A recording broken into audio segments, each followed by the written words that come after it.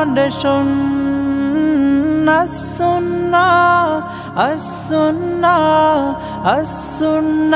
Foundation. প্রশ্নোত্তর অনুষ্ঠান শরঈ সমাধানের ১৮৬তম পর্ব। প্রিয় দর্শক, আজকের এই পর্বটি আপনারা দেখতে পাচ্ছেন, এটি রেকর্ডেড লাইভ।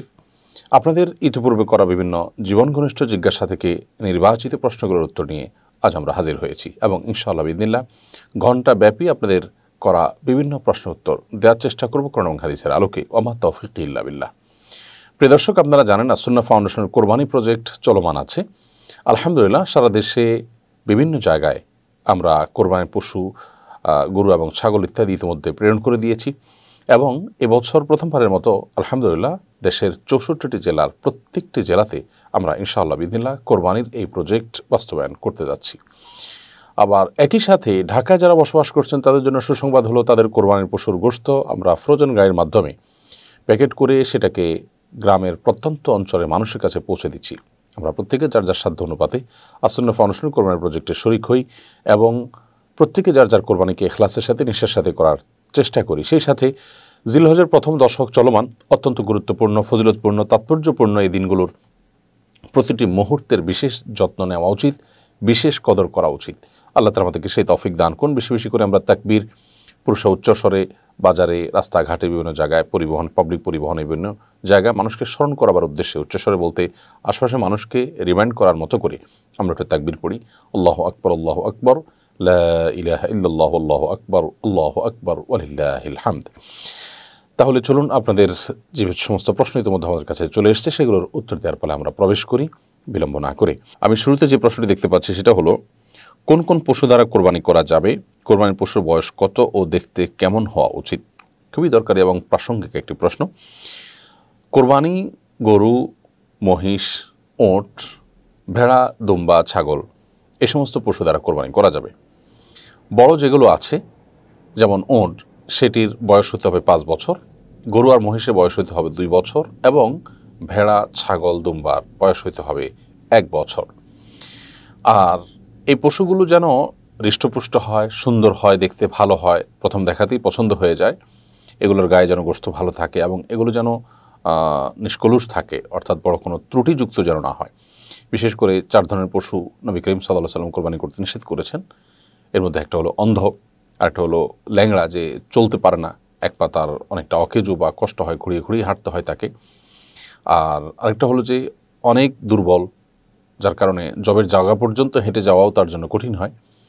আর আরেকটা হলো যে পশু আহত হয়েছে, সেটা যে কোনোভাবে অন্য পশু দ্বারা আহত হতে পারে, কোনো অ্যাক্সিডেন্টে আহত হতে পারে, তাতে যদি তার এক অঙ্গ নষ্ট হয়ে যায় বা নষ্ট হওয়ার উপক্রম হয়ে যায়, তাহলে সেক্ষেত্রে সে সমস্ত পশু দিয়ে কোরবানি করতে নবী সাল্লাল্লাহু আলাইহি ওয়াসাল্লাম নিষেধ করেছেন। তার মানে নিষ্কলুষ এবং ফ্রেশ, যথাসম্ভব দেখতে শুনতে ভালো পশু দিয়ে কোরবানি করার চেষ্টা করতে হবে।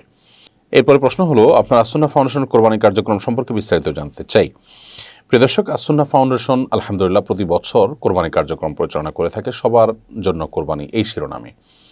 এবং গত বছর থেকে আমরা 2 ফরম্যাটে 2ভাবে এই কার্যক্রমটি পরিচালনা করে আসছি। তার একটি হলো, অনেক ভাই বোনরা আমাদের আছেন যারা পৃথিবীর বিভিন্ন দেশে বিভিন্ন প্রান্তে অবস্থান করছেন, সেখানে তাদের জন্য কোরবানি করা নানা কারণে কঠিন, কষ্টের।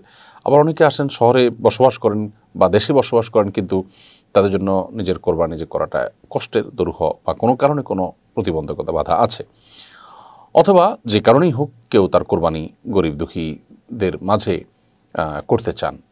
তো এই সমস্ত মানুষদের জন্য আমরা গরু এবং ছাগল এর টাকা আমাদের কাছে অর্পণ করার সুযোগ আমরা রেখেছি এবং সেই টাকা দিয়ে আমরা গেল বছর প্রায় 500 শতাধিক গরু এবং ছাগল কোরবানি সারা দেশে আমরা করেছি।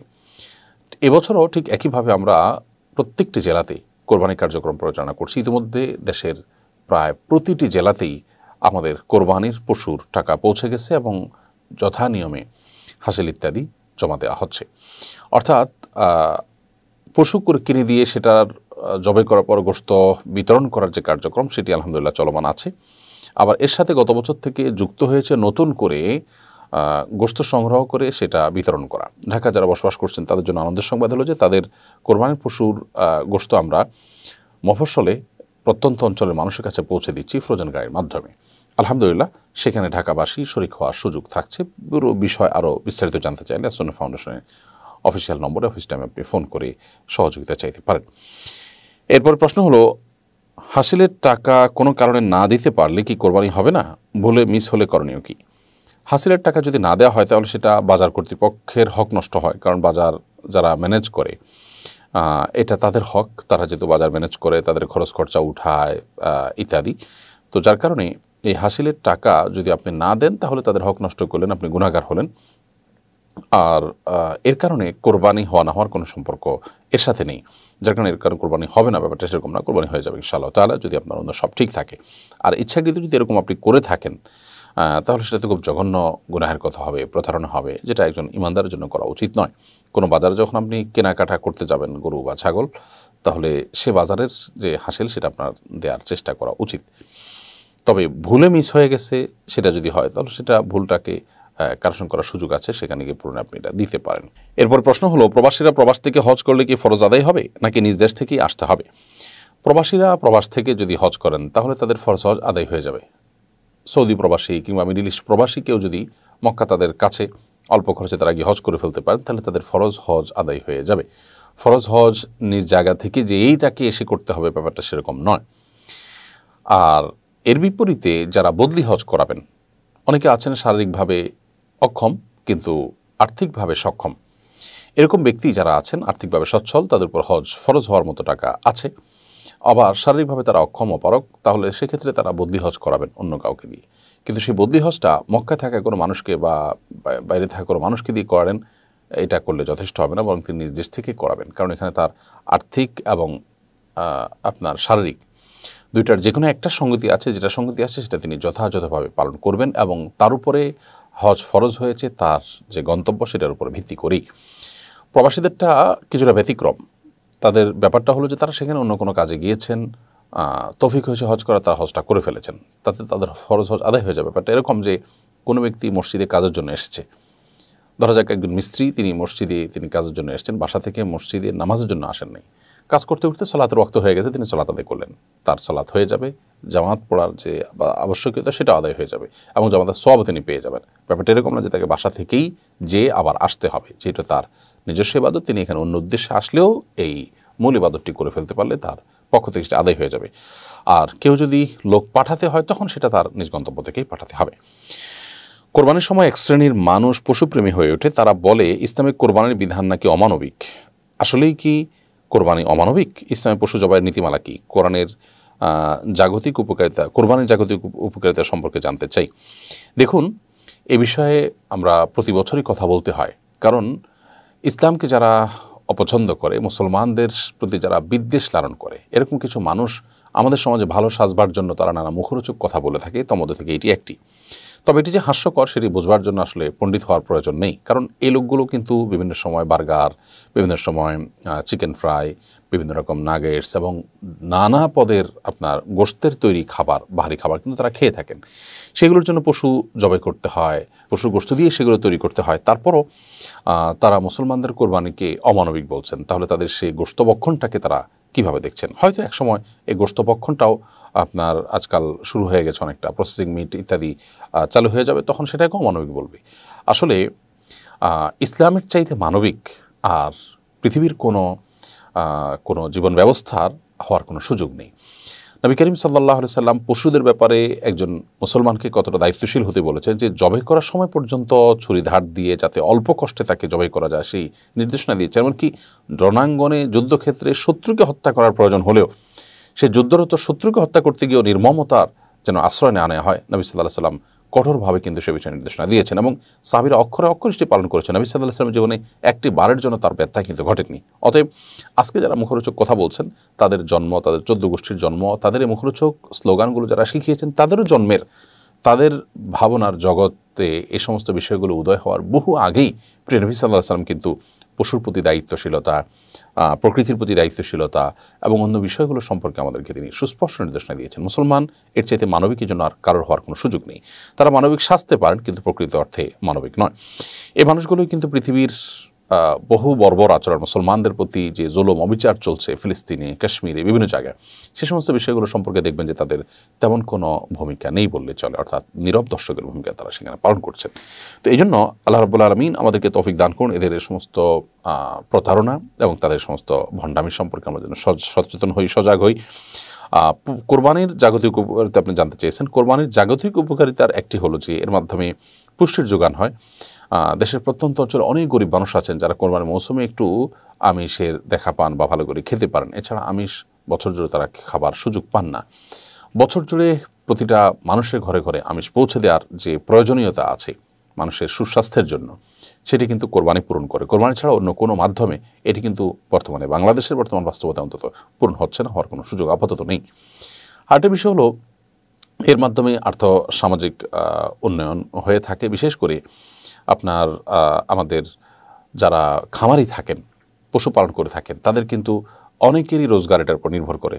গ্রামাঞ্চলে অনেক দরিদ্র ফ্যামিলি আছে যারা একটা দুইটা ছাগল কিংবা এক দুটা গরুর বাছুর পেলে সেগুলোকে বড় করে কোরবানির মৌসুমে বিক্রি করে তাদের সংসারের খরচ তারা নির্বাহ করে থাকেন। তার মানে এর মাধ্যমে খামারিদের উপকার হয়ে থাকে, এর মাধ্যমে গরিব মানুষদের পুষ্টির যোগান হয়ে থাকে এবং আরও বহুবিধ উপকারিতা এর মাধ্যমে হয়ে থাকে। অর্থনৈতিকভাবে যখন বিশ্লেষণ করবেন সংশ্লিষ্ট বিষয় বিশেষজ্ঞগণ, তখন নিশ্চয়ই এর আরও বহুবিধ উপকারিতা তারা দেখাতে পারবেন। কারণ এর মাধ্যমে দেশের যে পরিমাণ আর্থিক লেনদেন হয় তাতে অবশ্যই দেশের অর্থনীতিতে তার ইতিবাচক প্রভাব পড়ে। এর বাইরেও এর রয়েছে আরও নানাবিধ উপকারিতা। আল্লাহ রাব্বুল আলামিন আমাদেরকে কোরবানির এই যথার্থতার উপকারিতা আমাদেরকে বোঝার তৌফিক দান করুন। এবছর আরাফা রোজা কবে রাখবো এবং কয়টা রোজা রাখতে হবে?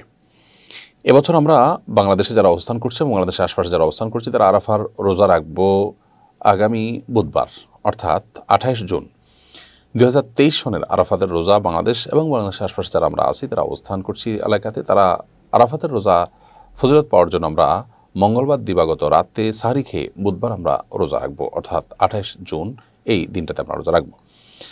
বাংলাদেশের আকাশে যে চাঁদ দেখা গেছে তার অনুপাতে তার আলোকে 28 জুন এটি হয়ে থাকে জিলহজের 9 তারিখ আমাদের জন্য, এ অঞ্চলের মানুষের জন্য।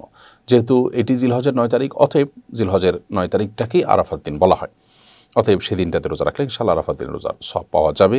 আর এটি বহু ওলামা ইকরাম এবং ইমামগণের মত। এর বাইরে কোনো কোনো ইমামের মত হলো বা কোনো কোনো ওলামা ইকরামের মত হলো যে আপনি হাজী সাহেবগঞ্জ যেদিন আরাফাতে অবস্থান করছেন সেই দিনটাতে রোজা রাখবেন, তাতে আরাফাতের রোজার সওয়াব পাবেন। সেই মত অনুযায়ী 27 জুন হয়ে থাকে অর্থাৎ মঙ্গলবার, সেক্ষেত্রে এবং সোমবার দিবাগত রাতে সারি খেয়ে মঙ্গলবার রোজা রাখবেন। তো প্রথম মত যেটি উল্লেখ করেছি এই মতটি অধিকতর নানা দিক থেকে শক্তিশালী আমার কাছে প্রতিবাদ হয়েছে, মনে হয়েছে। তো যার কারণে আমরা 28 জুন অর্থাৎ বুধবার যদি রোজা রাখি ইনশাআল্লাহ আরাফাতের রোজা হিসাবে যথেষ্ট হয়ে যাবে। আর যদি কেউ 2 দিন রোজা রাখেন তো সেটাতেও সমস্যা নেই, তবে আরাফাতের রোজা দুটি নয় সেটা আমাদেরকে জানতে হবে। আরাফাতের রোজা কিন্তু একটি, যে কোনো একটি আরাফাতের রোজা নিয়ত রাখবো, আর পাশাপাশি আরও একটি রোজা বা দুটি রোজা রাখতে আমাদের কোনো সমস্যা নেই। বিশেষ করে নবী করিম সাল্লাল্লাহু আলাইহি সাল্লাম থেকে সুনান আবু দাউদ ইবনে হাদিস কিতাবে বিশুদ্ধভাবে বর্ণিত হচ্ছে তিনি জিলহজের 1 থেকে 9 তারিখ পর্যন্ত প্রতিটা দিনই কিন্তু নফল রোজা রাখার চেষ্টা করতেন। অতএব সেই জায়গা থেকে আপনি 2 দিন কেন আরও বেশি রোজা রাখতে পারলে সেটা আরও ভালো। এরপরে প্রশ্ন করেছেন এক ভাই, কোরবানির সময় এক শ্রেণীর মানুষ পশুপ্রেমী হয়ে ওঠে। আপনার প্রশ্নের উত্তর আমরা দিয়েছি। এরপরে প্রশ্ন হলো তাকবীরে তাশরিক কোন দিনগুলোতে পড়তে হয় এবং এর বিধান কি? খুব গুরুত্বপূর্ণ প্রশ্ন। তাকবীরে তাশরিক বলা হয় জিলহজের 9 তারিখ থেকে নিয়ে 13 তারিখ পর্যন্ত যে দিনগুলো আছে এই দিনগুলোতে যে তাকবীর পড়া হয় সেটিকে। আর তাকবীরের ভাষ্য একাধিক রকম হাদিসে বর্ণিত হয়েছে, অর্থাৎ বিভিন্ন রকম ভাষ্য বর্ণিত হয়েছে। মূল ভাষ্য একই, শুধুমাত্র 1-2টি শব্দের হেরফের রয়েছে, যে কোনটি পড়লে হয়ে যাবে। যেমন একটি এবং আমাদের সমাজে প্রচলিত এবং সবচেয়ে বেশি প্রসিদ্ধ তাকবীর যেটি, সেটি হলো আল্লাহু আকবার, আল্লাহু আকবার, লা ইলাহা ইল্লাল্লাহু, আল্লাহু আকবার, আল্লাহু আকবার, লিল্লাহিল হামদ। তবে আল্লাহু আকবার 3 বার ও কোনো কোনো বর্ণনায় বর্ণিত হয়েছে আল্লাহু আকবার, আল্লাহু আকবার, আল্লাহু আকবার, লা ইলাহা ইল্লাল্লাহু, আল্লাহু আকবার, আল্লাহু আকবার, লিল্লাহিল হামদ। দুইটাই ঠিক আছে। তো এই তাকবীর আইয়ামে তাশরিকের প্রত্যেক সালাতের পর আমাদেরকে পড়তে হবে, নারী পুরুষ সবাইকে। আইয়ামে তাশরিক বলতে বোঝানো হয় আরাফাতের দিন ফজরের পর থেকে নিয়ে শুরু করে 13ই জিলহজ অর্থাৎ ঈদের 4র্থ দিন যেটাকে বলা হবে, সেই দিনের আসর পর্যন্ত প্রত্যেক সালাতের পর একবার করে আমরা পড়ব। সালাতের পর যদি পড়তে ভুলে যাই তাহলে সালাতের পরে যখনই মনে হবে তখনই আমরা পড়ে নিব।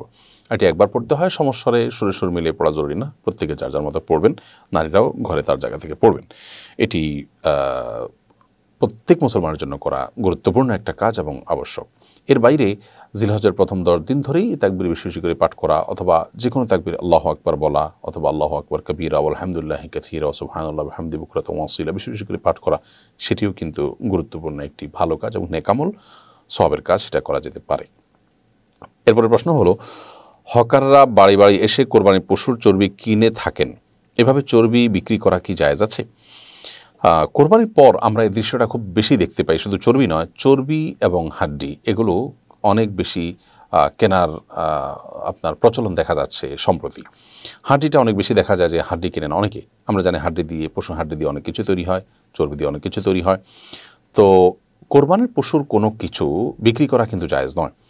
এগুলো আমরা হয় খাবো না দান করব। যেহেতু এর চর্বি, অতিরিক্ত চর্বিগুলো আমাদের কাজে লাগে না, হাড্ডিগুলো আমাদের কাজে লাগে না, সেক্ষেত্রে আমরা সেগুলোকে দান করতে পারি। কোনো অর্গানাইজেশন যদি এগুলো কালেকশন করে সেগুলো তারা কালেকশন করার পর তারা বিক্রি করলে সেটা কিন্তু জায়েজ আছে। অর্থাৎ তারা কালেকশন করলো সেটা চ্যারিটি হিসাবে এবং সেটা বিক্রি করে তার টাকাটা তারা কোনো চ্যারিটেবল কাজে, প্রজেক্টে তারা খরচ করলো, কোনো চ্যারিটি কাজে খরচ করলেন, তাহলে সেটা জায়েজ আছে। তাহলে এরকম কোনো উদ্যোগ আমাদের সমাজে কেউ নিলে সেটা খুবই প্রশংসনীয় হবে। তবে কোরবানি যিনি করছেন তার জন্য কোরবানি পশুর কোনো কিছু বিক্রি করা জায়েজ নয়। যদি একান্ত বিক্রি করে ফেলেন তিনি, তাহলে সে টাকা তাকে অবশ্যই সাদাকা করে দিতে হবে, তার জন্য ওয়াজিব। অনেক গরিব মানুষ কোরবানি গোশত সংগ্রহ করে পরে বিক্রি করে দেয়, তাদেরকে কি গোশত দেওয়া যাবে?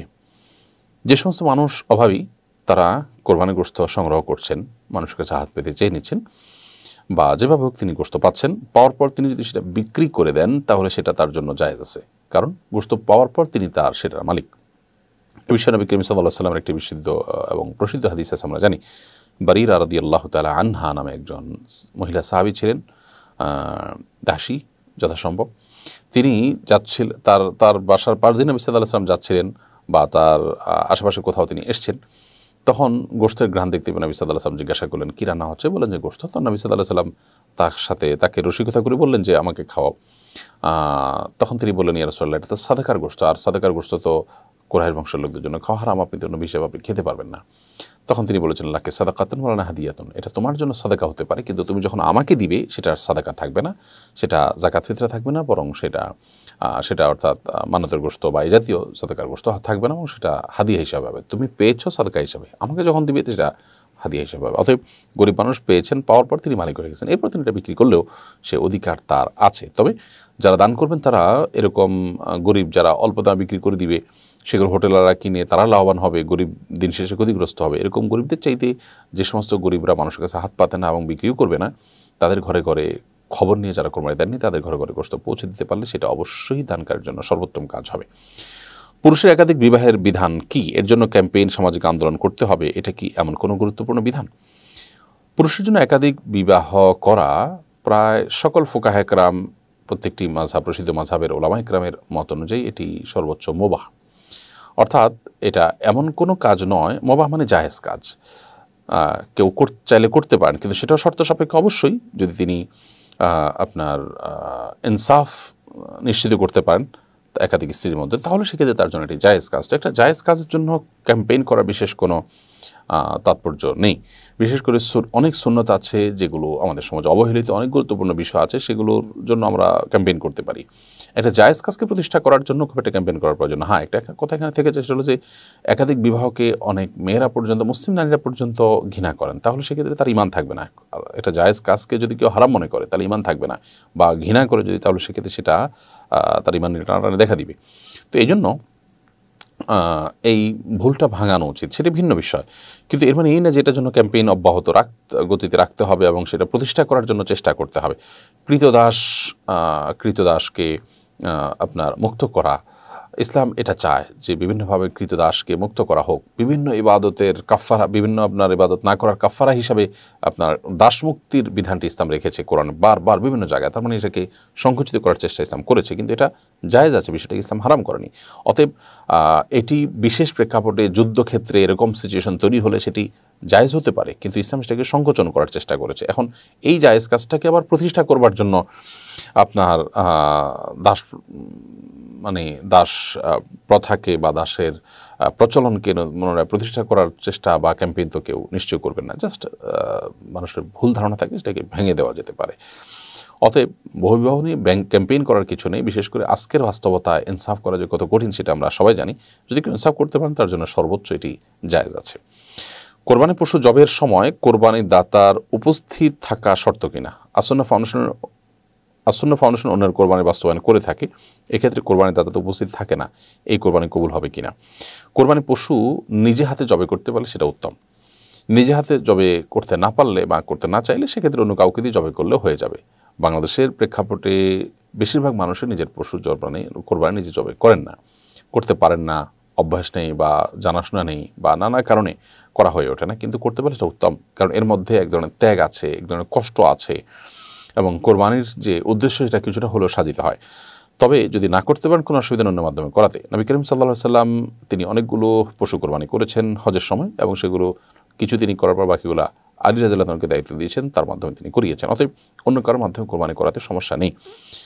আর অন্য কারোর মাধ্যমে কোরবানি করার সময় নিজে দাঁড়িয়ে থাকতে পারলে বা উপস্থিত থাকতে পারলে ভালো, যদি পুরুষ হন, বিশেষ করে পুরুষরা সেখানে থাকতে পারেন তো থাকতে পারলে এটা ভালো, কিন্তু এটা জরুরি না। এর উপরে কোরবানি কবুল হওয়া না হওয়া নির্ভর করে না। এটা আর্থিক ইবাদত হওয়ার কারণে এটা প্রতিনিধির মাধ্যমে সারা বিশ্বের সমস্ত উলামা ইকরামের মতেই কিন্তু সেটি করা যায়। বিধায় কোরবানি আপনি কোনো প্রতিষ্ঠানকে, কোনো ব্যক্তিকে, কোনো পরিবারকে, একটা গরিব পরিবারকে একটা ছাগল কিনে দিলে আপনার তরফ থেকে যে তোমরা এটা জবাই করে খেয়ে নিও, আমার তরফ থেকে কোরবানি এটি, তাহলে সেক্ষেত্রে সেটি কিন্তু জায়েজ আছে।